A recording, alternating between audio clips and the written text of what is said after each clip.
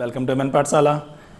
Guys start करना है class twelfth में chapter number 7 physics alternate current का पार्ट नंबर 4 वीडियो।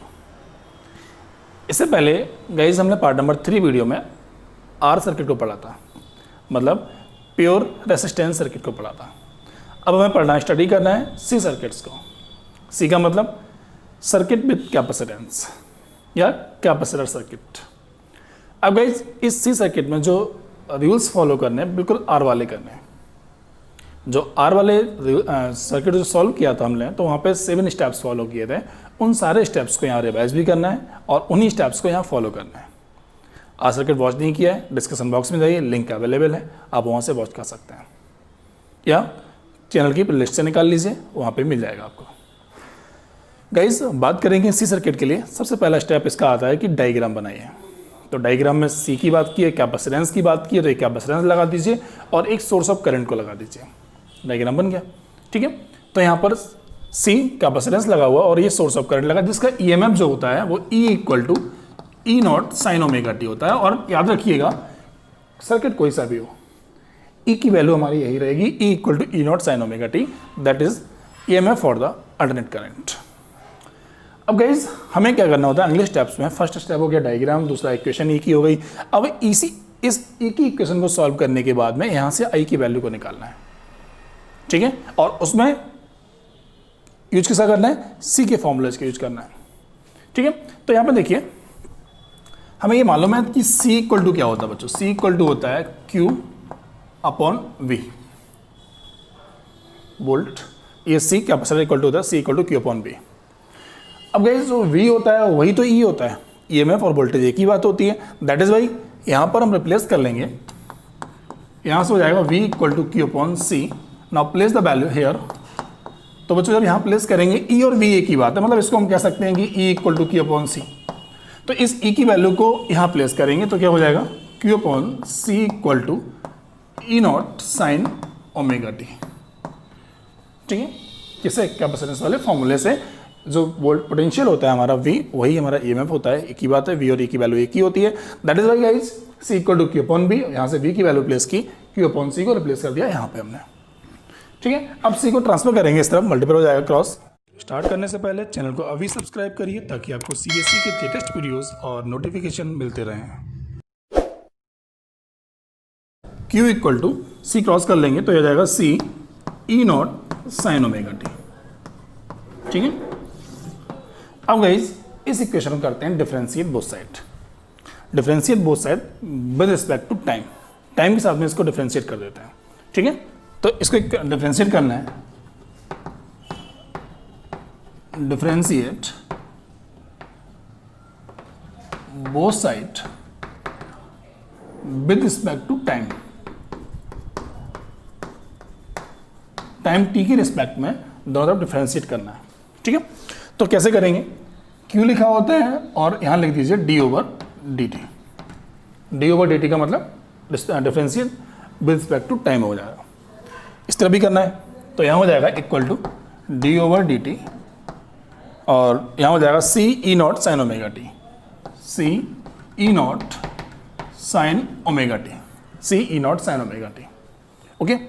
अब गाइस dQ/dt क्या होता है, तो Q/T क्या होता है, चार्ज यूनिट टाइम करंट होता है। तो ये क्या हो गया बच्चों, I = यहाँ पर देखिए डिफरेंशिएट उसी का होगा, जैसे मान लो टी के टर्म्स में करना है तो जो टी का टर्म होगा उसका डिफरेंशिएट होगा, अदरवाइज और सारे जो टर्म्स होंगे जाके वो कांस्टेंट होते हैं, इनका डिफरेंशिएशन नहीं होता मल्टीपल में, ठीक है। तो C और E0 का डिफरेंशिएशन नहीं होगा, ये बाहर आ जाएंगे। तो यहाँ हो जाएगा C E0 d/dt sin omega T, okay. अब बच्चों देखिए यहाँ हो जाएगा I = C E0 वैसा का वैसा ही रख दिया हमने यहाँ पे। अब d/dt cos sin थीटा क्या होता है, cos थीटा होता है। तो यहाँ पे क्या हो जाएगा, cos ओमेगा टी और ओमेगा टी का दोबारा करना पड़ेगा, तो d/dt किसका, ओमेगा टी हो जाएगा। ये मेथड होता है डिफरेंशिएट करने का। अब बच्चों यहाँ पे क्या होगा जाके, I = C E0 cos omega T और D over D T omega T की अगर बात करेंगे तो डी ओवर डी टी में हमने बताया था अभी हाल आपको कि टी का टर्म्स का डिफरेंशिएशन होगा, ओमेगा का नहीं होगा तो ओमेगा बाहर आ जाएगा, और D over D T T का कितना हो जाएगा 1, ठीक है, तो इसका डिफरेंशिएशन हो जाएगा ओमेगा। सॉल्व हो गया ये हमारा पूरा। ओमेगा को मैं साइड प्लेस कर रहे हैं तो यहाँ हो जाएगा I equal to C E naught omega cos omega T. तो ये इक्वेशन हमारी बन के आ जाती करंट के लिए। थोड़ा सा चेंज है यहाँ पे जो इक्वेशन बन के आई है वो किस में बन के आई है, कॉस में, और हमें जो रिक्वायर इक्वेशन होती है चूंकि हमें फेज डिफरेंस कंपेयर करना है और फेज जो आता है वो साइन से कंपेयर होगा जाके, तो इसका मतलब ट्रिग्नोमेट्रिकल फंक्शन से हमें यहाँ पे कॉस को साइन में चेंज करना पड़ेगा, ठीक है। तो यहाँ पर ये हो जाएगा I equal to C E naught omega sine omega T plus pi by 2, ठीक है, साइन 90 प्लस थीटा या थीटा प्लस 90 बात की है, क्या होता है कॉस थीटा होता है, ओके। तो साइन 90 प्लस थीटा को हमने यहाँ कॉस थीटा प्लेस कर दिया साइन 90 प्लस थीटा, तो ये एक ही बात रही है हमारे पास, ओके। तो that is the equation for the current for circuit with capacitance के साथ में, ये हमारा करंट की वैल्यू आ गई। अगले स्टेप में क्या करना पड़ता है, अगले स्टेप में हमें यहाँ निकालना होता है इसका फेज डिफरेंस और अपोजिशन ऑफ करंट। अब यहाँ पर जो फेज डिफरेंस है हमारा वो कितना होगा, फेज डिफरेंस, तो फेज डिफरेंस किससे निकल के आता है, जो बच्चों फेज डिफरेंस होता है वो ई और आई में होता है, और ई और आई का जो साइन एंगल होता है वो बताता है फेज डिफरेंस कितना है। यहाँ पर साइन ओमेगा टी था और यहाँ पे कितना है sign omega T plus pi by 2, तो दोनों में डिफरेंस कितने एंगल का है, पाई बाई 2 एंगल का है, तो बच्चों फेज डिफरेंस कितना हो जाएगा पाई बाई 2।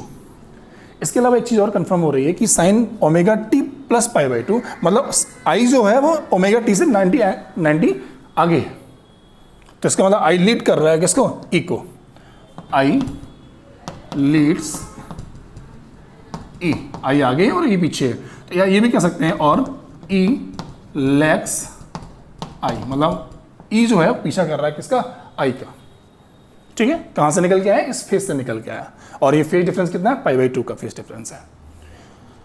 तो आई और ई हो गया, फेज डिफरेंस हमारे पास आ गया, आई की इक्वेशन हमारे पास आ गई। अब आता है next step opposition of current, ठीक है। ये वही स्टेप्स हैं जो बच्चों जो हम लोगों ने आर सर्किट में फॉलो किए थे, यहाँ फिर से फॉलो कर रहे हैं। अभी आगे इसके बाद हम लोग एल सर्किट पढ़ेंगे, वहाँ पर भी यही स्टेप्स फॉलो करने हैं। डायग्राम निकालना है, ई की इक्वेशन निकालनी है, आई की इक्वेशन निकाली, फेज डिफरेंस बताना है, अपोजिशन ऑफ करंट बताना है, फिर फेजर डायग्राम को बताना है, फिर वेव डायग्राम को बताना है, ओके। तो यहाँ पर अब हमारे पास फेज डिफरेंस आ गया, उसके बाद अब बात करेंगे अपोजिशन ऑफ करंट के लिए। अपोजिशन ऑफ करंट के लिए, अपोजिशन ऑफ करंट, और हमेशा ही जो अपोजिशन ऑफ करंट निकल के आती है उसकी वो होती है E not upon I not की वैल्यू, ठीक है।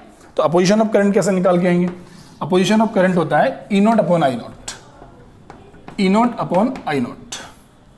ये कैसे निकल के आता है, ये निकल के आता है मैक्स करंट से। इस इक्वेशन को देखिए, यहाँ पर अगर आपसे पूछे कि मैक्सिमम करंट कितना होगा, तो गाइज ऑब्वियसली आप तुरंत यहाँ से बोलेंगे कि भाई जो मैक्स करंट होगा उसके लिए करंट की वैल्यू मैक्सिमम तब होगी जाके जब साइन ओमेगा, साइन की वैल्यू जो साइन एंगल जो है उसकी वैल्यू मैक्सिमम हो जाएगी, और साइन एंगल की वैल्यू मैक्सिमम कितनी होती है, 1 होती है।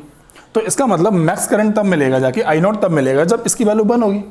तो आई नॉट इक्वल टू कितना हो जाएगा, सी ई नॉट ओमेगा। तो यहाँ से आई नॉट इक्वल टू हो जाएगा सी ई नॉट ओमेगा, या इस इक्वेशन को हम ये भी लिख सकते थे यहाँ पे, और I equal to I naught sine omega T plus pi by 2। कैसे भाई, जब आई की वैल्यू मैक्सिमम तो आई नॉट इक्वल टू कितना हो जाएगा, ये भाई इसकी वैल्यू तो 1 हो जाएगी हमारे पास, ठीक है। फिर समझिए आई इक्वल टू इक्वेशन है C E naught omega sine omega T plus pi by 2, current maximum करना है।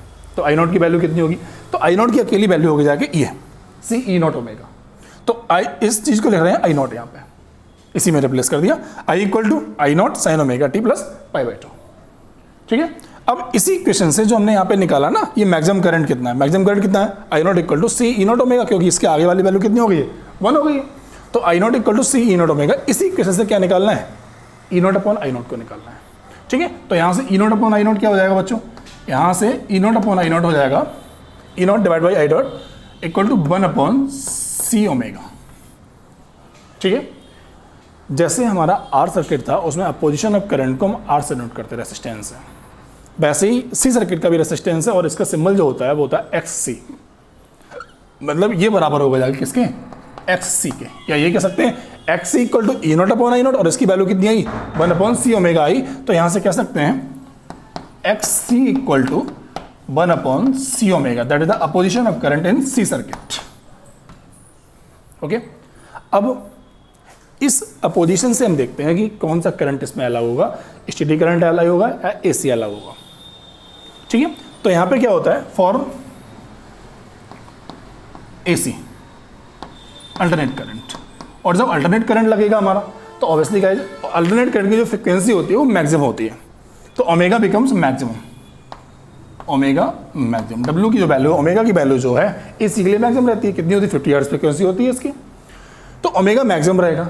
अब मुझे यहाँ बताओ बच्चों, X equal to 1 upon C omega है, ठीक है, और ओमेगा अगर मैक्सिमम है हमारा तो एक्सी क्या होगा जाके, एक्सी मिनिमम हो जाएगा, 1 अपॉन है, और एक्सी अगर मिनिमम हो जाएगा तो एक्सी है क्या, एक्सी हमारा है अपोजिशन ऑफ करंट, और करंट को अपोज करना बंद हो गया, कम हो गया, मिनिमम हो गया, तो करंट अलग होगा, बिल्कुल भाई अपोजिशन नहीं है तो करंट अलग हो जाएगा।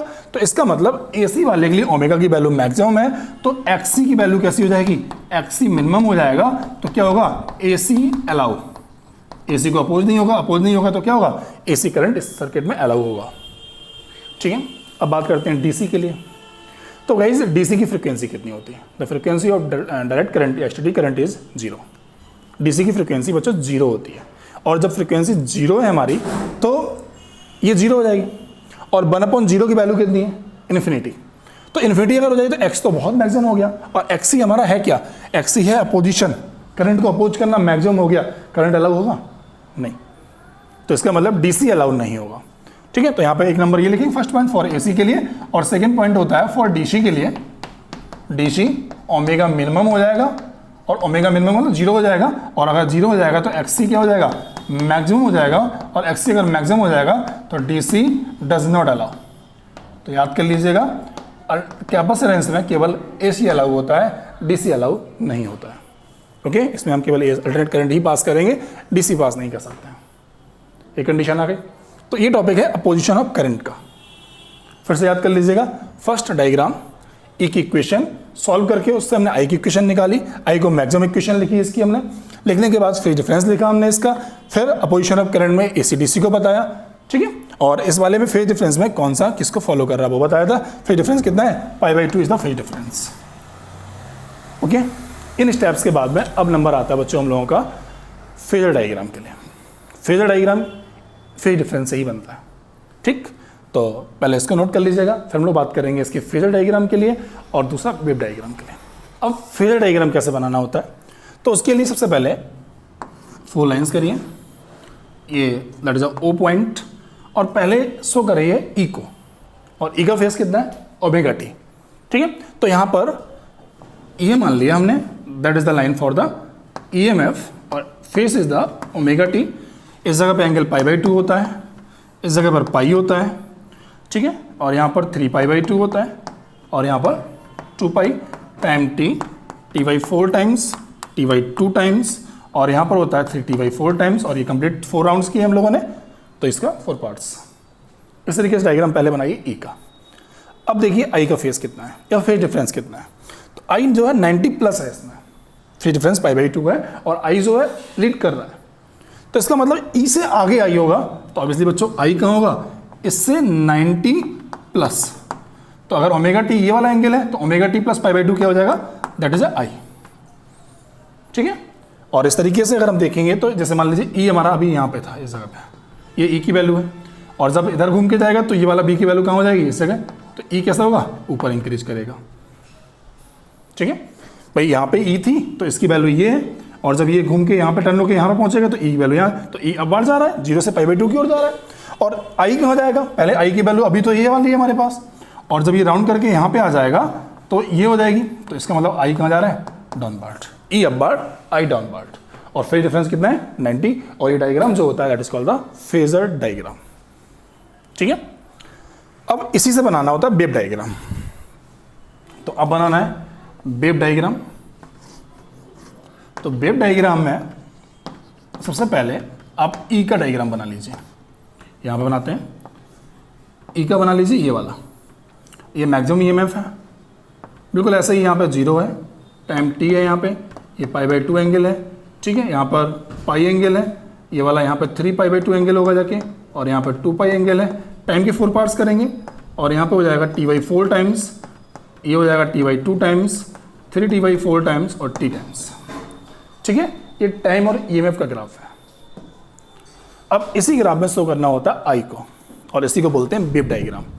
तो बच्चों आई कैसे शो करेंगे, आई 90+ है इससे, तो जब ये 0 पे होगा तो आई कहाँ होगा, तो आई 90 पर होगा। तो इसका मतलब बच्चों जहाँ ये 0 पे है तो इसका मतलब आई यहाँ से स्टार्ट होगा, ये 90 पर, ये 90 एंगल यही तो है, तो आई 90 पर होगा। और जब ये 90 पर है तो ये कितना है, आई 180 पर। जब ये 180 पर तो ये कितना होना चाहिए, 270 पर। और जब ये 270 पर है तो ये कितना होना चाहिए, 360 पर। तो that is the diagram for the I, ये वाला डायग्राम, ये आई के लिए हमारा, और यहाँ वाला ये डायग्राम ई के लिए था, ओके। और टाइम हमारा वही रख देंगे इसके लिए। तब ये 0 पर है तो ये 90 पर, जब ये 90 पर है तो ये 180 पर, ये 180 पर, ये 270 पर, और ये 270 पर है तो ये 360 पर। तो ये डायग्राम जो बनता है that is the diagram for the wave diagram, और that is the diagram for the phasor diagram, ठीक है। तो ये बच्चों हमारा क्या है, position of current, phase difference, कौन किसको लीड कर रहा है, आई के क्वेश्चन है, ओके गाइस। तो ये है हमारा सी सर्किट, इसको कंप्लीट कर लीजिएगा। इसके बाद हम लोग अब बात करेंगे एल सर्किट के लिए। बिल्कुल तरीका हमें यही फॉलो करना है, जो स्टेप्स हमने इसमें फॉलो किए वही एल के लिए फॉलो करना है, ठीक है। Take a screenshot for it. Next I will start L circuit.